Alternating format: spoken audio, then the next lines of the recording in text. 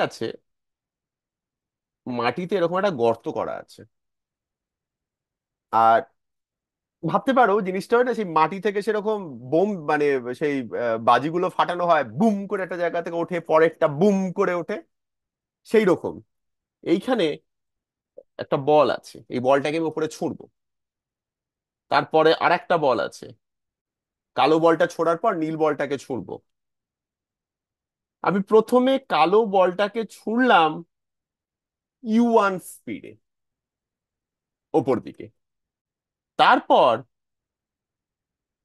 ধরো 4 সেকেন্ড পরে আমি নেক্সট বলটাকে ছুঁড়লাম U2 স্পিডে। ঠিক আছে, প্রথম বলটা ছুঁড়েছি, তারপর দ্বিতীয় বলটা ছুঁড়লাম 4 সেকেন্ড পরে। আমি দেখতে পেলাম এই দুটো বল এইচ হাইটে গিয়ে মিট করলো। কি বললাম বুঝতে পারছো? একটা বল যাচ্ছে, পরের বলটা ছুঁড়লাম, দুটো বল এক জায়গায় গিয়ে মিট করলো হাইট এইচ এ। তোমাকে বার করতে হবে U2 as a function of U1 আর এইচ। মানে বেসিক্যালি U2টা বার করতে হবে তোমাকে, U1 আর এইচ যদি বলে দেওয়া থাকে, তোমাকে U2টা বার করতে হবে। বলো তো। দেখো, এই ভার্টিক্যাল মোশনটার কয়েকটা স্টেপস আছে। Number 1, both U1 and U2, বা U1 আর U2 না বলে আমি বলতে পারি বোথ বলস গোয়িং আপ। কোন একটা সময় দুটো বলই ওপরে যাচ্ছে হতে পারে, যদি না আহ, প্রথম বলটা চার, ভেবে দেখো প্রথম বলটা যদি এই 4 সেকেন্ডের আগেই ম্যাক্সিমাম হাইটে পৌঁছে যায়, তাহলে কিন্তু কোনো সময় এরকম হবে না যে দুটো বলই ওপরে যাচ্ছে। আমি বলেছি এরকম হতে পারে একটা সময় যে দুটো বলই ওপরে যাচ্ছে। আমার কিন্তু এরকমও হতে পারে ball one coming down, ball two going up, আর number 3 both balls coming down. দুটো বলই নিচে পড়ছে। এরকম কি হতে পারে বল টু নিচে নামছে, বল ওয়ান উপরে যাচ্ছে? এটা কি হতে পারে? বল টু কামিং ডাউন, বল ওয়ান স্টিল গোয়িং আপ। এই চারটে সিনারিও হতে পারে, এর বাইরে আর কিছু হতে পারে না। কিন্তু ভেবে দেখো এইখানে যে কন্ডিশনটা বলেছি যে ওরা মিট করছে হাইট এইচে, ভাবো এটা, এটা কিন্তু বোঝা নিজের মাথায় ঢোকানো। এই 4 নম্বর কেসটা কিন্তু হতে পারে না। যদি ওরা মিট করে তাহলে 4 নম্বর কেসটা কিন্তু হতে পারে না। এবার এইটা বাদ দিয়ে কিন্তু বাকি তিনটে কেস যে কোনো একটাই হতে পারে, যে কোনো হতে পারে। ভেবে দেখো, দুটো বলের ধাক্কা বা দুটো বল মিট করেছে, ফার্স্ট কেসেও হতে পারে, সেকেন্ড কেসেও হতে পারে, থার্ড কেসেও হতে পারে। ধরে নাও balls meet at time time P, এইটার বেসিসে ইকুয়েশনটা বানাও। আচ্ছা, টি টাইম পরে যদি এরা মিট করে, তাহলে এদের হাইট সেম হবে।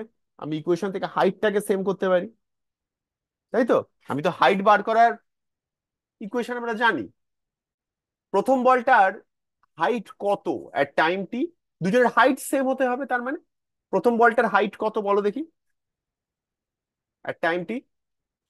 ভার্টিক্যাল মোশনে আমরা মাইনাসই নেব, এটাই আমরা ডিসকাস করলাম একটু আগে। U1T minus half G T square, এইটা হচ্ছে প্রথম বলটার হাইট।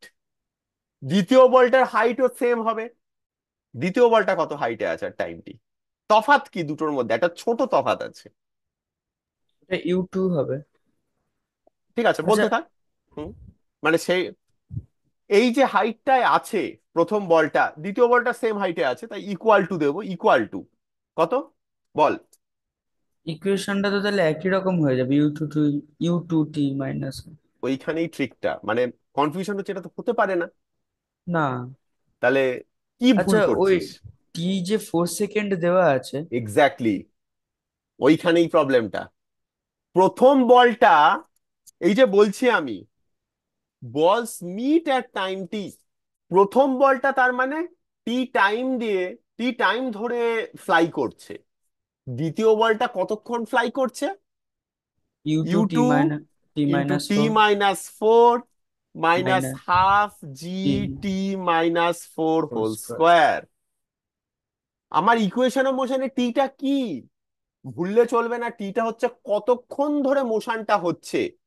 দ্বিতীয় বলটার জন্য মোশন হয়েছে টি মাইনাস ফোর ধরে, প্রথমটার জন্য মোশন হয়েছে টি ধরে। এইবার এটাকে ইকুয়েট করে দিতে হবে। এটা কিন্তু কোয়াড্রেটিক ইকুয়েশন নয়, এই হাফ জিটি স্কোয়ারটা কেটে বেরিয়ে যাবে। u1t minus half G T square is equal to u2t minus four U two minus half G into T square plus 16 - 8t, মানে u1t minus half G T square is equal to u2t minus four U two minus half G T square minus 8g plus 4gt। Half G T square half G T square কেটে গেল, আমি পাচ্ছি 4u2 plus 8g is equal to T into 4g plus U two minus ইউ1। এখান থেকে পাচ্ছি কতক্ষণ পরে ওরা মিট করছে। ঠিক আছে, ও, এখান থেকে আমি কি পেলাম? কত টাইম পরে গিয়ে এরা ধাক্কা খাচ্ছে। এবার কত হাইটটা এখান থেকে ইজিলি বেরিয়ে যাবে, এই টিটা বেরিয়ে গেছে, তুমি যে কোনো একটা নিয়ে নাও, প্রথমটাই নিয়ে নাও। এটা কি, ওইটা তো হাইটটা, ওইখানে টিটা বসিয়ে দাও, তো পেয়ে যাবে।